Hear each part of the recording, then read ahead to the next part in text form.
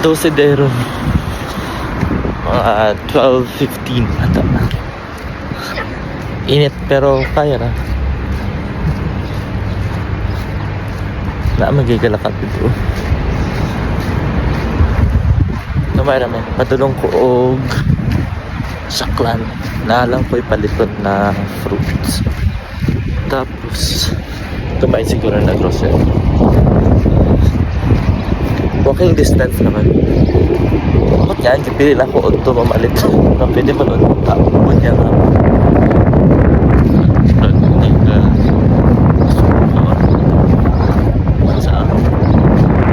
Usually there I see prices sa fruits, sa mga gulay, mga grocery usually naka-baba, naka-sale. Pero ito man rin, pero okay. Gamay na portion katong walay shade maglakaw siya. Pero pag naanadari, hindi naman kayo init ka na may shade. Dili kung ako sa kanang saklan. Adang gusto. Wala din ko na dayon sa saklan kay sarado. Friday di ayron prayer. So na ako diri sa isa ka shop sa patindahan.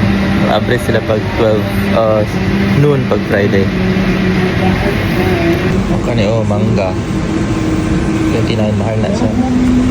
Kani orange, 12, lemon, onion, bell, kani patatas barato ni siya. Kani mga below 10, barato na. Bayo. Yung mga gulay.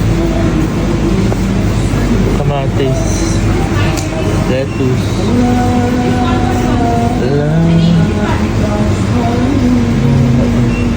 kaning nga kamote nataon nami pa dyan mo tumagagmay kay nagcook sa pero nata pagluto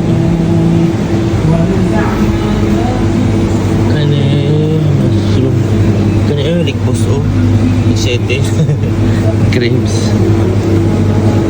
mas daghan ang taog option sa saklan sarado man o kung muli na ko init na po kaayo kung palit na lang po dali kaning watermelon kani pala ito na ilamit ni tamis na siguro i-try na kami tayo pag ulang nagawa sa mga tao sa maong dagang cake tao